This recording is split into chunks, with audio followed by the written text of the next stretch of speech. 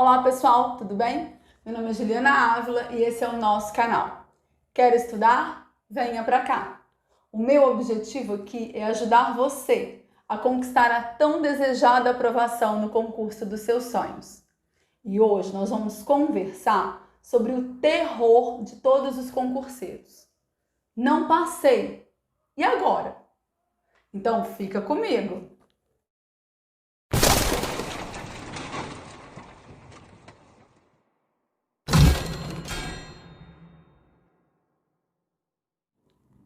Com certeza, o medo do fracasso pode ser bastante real e fazer com que muitos desistam dos seus objetivos.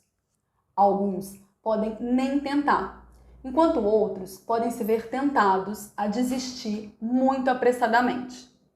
Eles perdem a motivação e a esperança que impulsionavam as suas ideias e se resignam com o fracasso iminente. Se o medo do fracasso desencadear um desejo mais forte de superação, você tentará mais e provavelmente progredirá. Por outro lado, se o pensamento de falhas potenciais te incutir tanto medo a ponto de te impedir de tomar qualquer atitude, o fracasso será inevitável. Vincent van Gogh vendeu uma única obra durante toda a sua vida. Thomas Edison falhou milhares de vezes antes de inventar a lâmpada. Coronel Sanders teve a sua receita de frango rejeitada 1009 vezes antes de ser aceita por um restaurante. Disseram ao Walt Disney que ele não tinha imaginação e nem boas ideias. O primeiro negócio da Sony foi um fracasso total. E o primeiro negócio do Bill Gates também fracassou. Mas eles não desistiram. Mesmo enfrentando rejeição após rejeição e vários fracassos, eles perseguiram os seus sonhos. Eles trabalharam para alcançar os seus objetivos. Andrew Carnegie disse que um homem nunca está tão próximo de alcançar o sucesso como quando o que ele chama de fracasso toma conta da sua vida. Isso porque nessas ocasiões ele é forçado a pensar. E se ele pensar com exatidão, com persistência, ele vai descobrir que o que ele chama de fracasso nada mais é do que um sinal para que ele mude os planos. A maior parte dos fracassos reais se devem a limitações que os homens impõem a si mesmos dentro de suas mentes. Se eles tivessem coragem de ir um passo além, eles descobririam os próprios erros. É claro que todos nós preferiríamos que os nossos caminhos fossem suaves, contínuos, livres de obstáculos. Mas, inevitavelmente, nós encontraremos pedras ao longo da nossa caminhada. E você precisa acreditar em si mesmo. Você precisa entender que mesmo se você falhar, tá tudo bem. Não é uma batalha que define quem você é. Eu li há pouco tempo um livro fantástico, Mindset, de Carol Dweck. E esse livro ele tem potencial para promover grandes reflexões nas nossas vidas. A autora ela diz que existem dois mindsets. E os mindsets eles nada mais são do que crenças profundas. O mindset fixo, que transforma pessoas em pessoas que não aprendem, e o mindset de crescimento. Pessoas de mindset fixo acreditam que as pessoas ou são inteligentes ou não são. Ou são boas em matemática ou não são. Ou são atletas ou não são. Essas pessoas, elas não acreditam que as habilidades possam ser desenvolvidas, possam ser aprendidas. Já pessoas de mindset de crescimento, elas prestam atenção em toda a informação que possa aumentar o seu conhecimento. Para essas pessoas, o aprendizado é uma prioridade. Pessoas de mindset de crescimento não só buscam o desafio, como prosperam com ele. São pessoas que aprendem a manter a concentração, mesmo quando sob pressão, e que, quando necessário, vão além da sua capacidade normal. Quando você se sente inteligente? Quando você acerta todas as questões ou quando você está está aprendendo um assunto novo? Embora a nossa cultura mencione muito o esforço individual e o aperfeiçoamento, nós reverenciamos o talento nato. Gostamos de pensar nos nossos ídolos, nos nossos campeões, como super-heróis, como pessoas diferentes de nós. Nós não gostamos de pensar neles como pessoas relativamente comuns que se tornaram extraordinárias graças aos seus esforços. É como se o esforço apagasse um pouco desse brilho.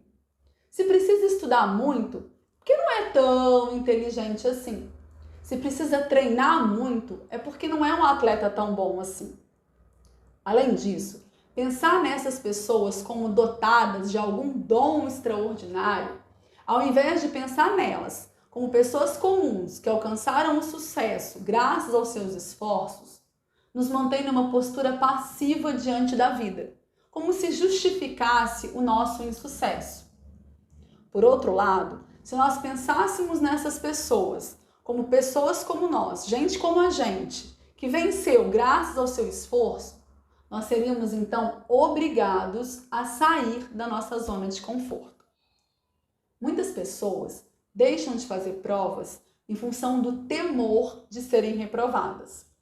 E eu preciso falar para vocês que eu mesma já deixei de fazer várias provas por não me sentir preparada. Só que eu comecei a entender que eu precisava enfrentar isso, que eu nunca estaria 100% pronta, que eu nunca me sentiria 100% preparada.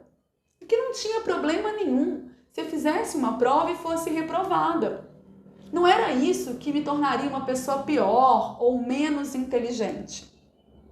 Eu descobri que mesmo com as minhas reprovações, eu poderia aprender muita coisa. E eu aprendi.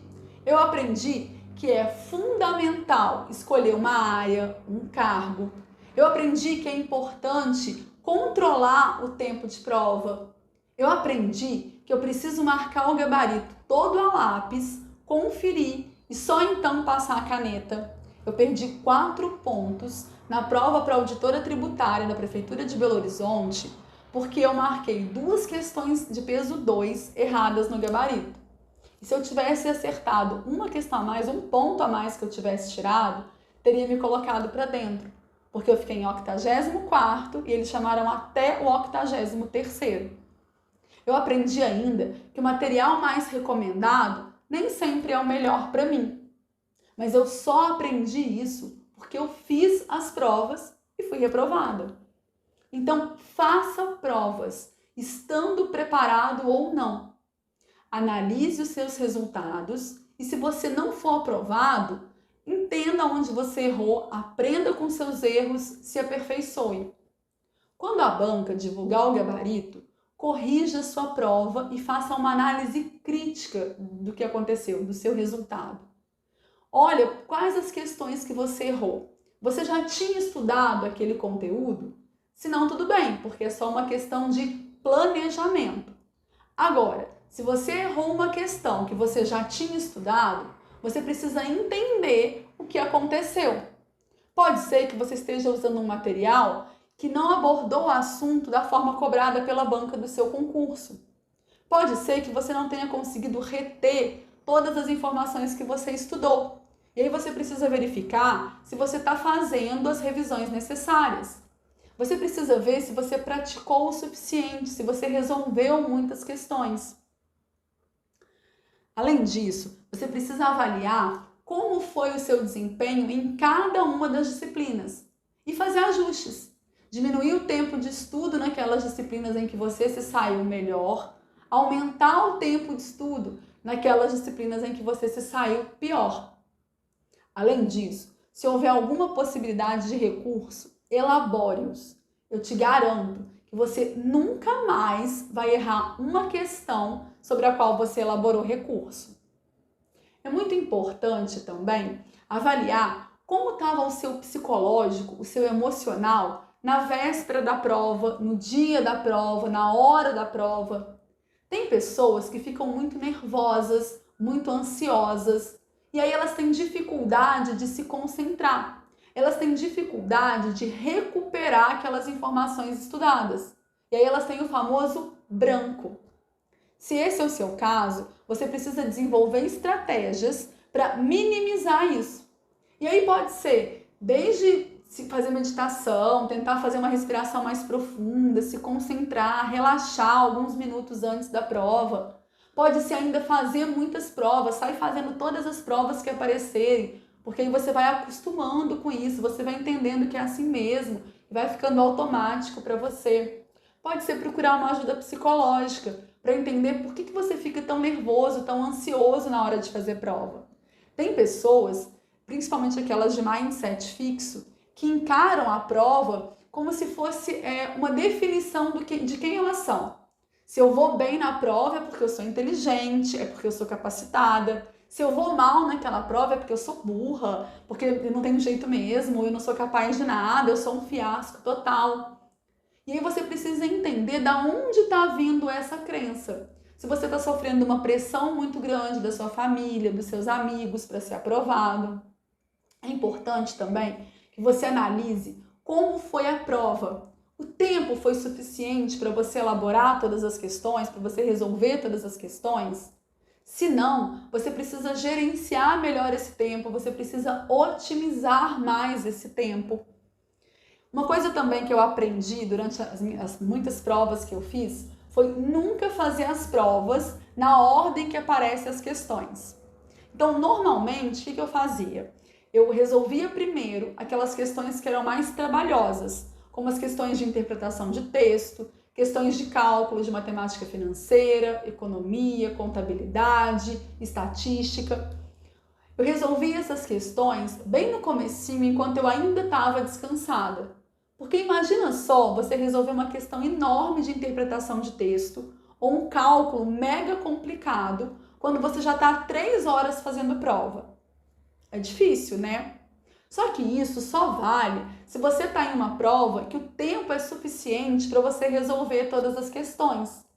Se você estiver diante de uma prova no estilo da P1, aqui do concurso de fiscal, de fiscal aqui de São Paulo, que é uma prova que tem 100 questões, divididas em 9 disciplinas, português, inglês, raciocínio crítico, matemática financeira, estatística, atualidades, atualidades, economia, finanças públicas e administração. Então são 9 disciplinas, 100 questões, 4 horas de prova. Se você tirar aí 20 minutos para preencher o gabarito, você vai te sobrar em torno de 2 minutos para resolver cada questão. E esse tempo não é suficiente. Então, na P1, o que eu fiz? Eu comecei por português, porque embora tenha umas questões de interpretação de texto, que são questões mais trabalhosas, mais demoradas, eu sempre me saí muito bem nas provas de português. É uma matéria que eu gosto muito, que eu tenho uma boa base, que eu tenho facilidade de aprender. Então, eu fiz as 30 questões de português, o que me rendeu 26 pontos nessa prova. Depois, eu fiz as questões de raciocínio crítico, que é meio que uma mistura de raciocínio lógico com interpretação de texto. Inglês, eu chutei todas na mesma letra, B ou C, não li nenhuma questão. Por quê? Porque eu sempre tive dificuldade para estudar inglês. E aí, desde a minha preparação, quando saiu o edital, que eu vi que inglês ia vir dentro da P1, que não tinha mínimo por disciplina e que não ia dar tempo de eu fazer todas as questões mesmo, eu resolvi abandonar inglês e aí na prova também eu resolvi não fazer. Depois disso, eu fiz as questões de atualidades, administração, finanças, as questões teóricas de economia e só então, no tempo restante, eu fui fazer as questões de cálculo. E eu comecei pelos cálculos mais fáceis, pelos cálculos mais simples. Mas para desenvolver uma estratégia como essa, você precisa de 2 coisas. Você precisa de autoconhecimento, porque você precisa reconhecer quais são os seus pontos fortes, quais são os seus pontos fracos. E você precisa ainda de experiência de prova, para saber que você está diante de uma prova que exige muito do seu controle emocional, que é uma prova que não dá para resolver na ordem que aparecem as questões, que você precisa priorizar aquelas questões que você consegue responder com mais rapidez. Então, fazendo tudo isso que a gente conversou, eu tenho certeza que você vai estar cada vez mais próximo de alcançar o seu objetivo. Lembre-se que o objetivo que você ainda não alcançou é resultado do conhecimento que você ainda não adquiriu. Bom, pessoal, esse é o nosso vídeo de hoje. O que eu quero que você tenha em mente que não é muito raro, isso se tem alguém, mas é muito raro você encontrar um servidor público que não tenha sido reprovado em um ou em muitos concursos. Só que depois que você é aprovado, isso perde a importância. Basta uma aprovação para apagar todas as reprovações anteriores. Um concursado é um concurseiro que não desistiu, só isso. Então estude, se prepare, faça muitas provas, pegue experiência, encare essa preparação para concursos como uma jornada mesmo. Cada passo, cada prova que você faz te coloca mais perto da linha de chegada. Se você gostou do nosso vídeo de hoje, deixa o seu like, compartilha com os amigos, isso é muito importante para mim, isso me ajuda muito no crescimento do canal. Mostra para o YouTube que esse vídeo é relevante e que ele merece ser exibido para mais pessoas. No nosso próximo encontro, nós vamos conversar sobre as anotações, que são tão fundamentais para quem está se preparando para concursos públicos. Eu vou te falar alguns tipos de anotações que existem, vou te explicar como eu fazia as minhas anotações durante a minha preparação. Então, se você ainda não é inscrito, clica aqui embaixo, se inscreve, já ativa o sininho de notificação para o YouTube te avisar sempre que tiver um conteúdo novo aqui para você. E eu te espero então na próxima sexta-feira para mais um passo na sua jornada rumo à aprovação. Até mais e bons estudos!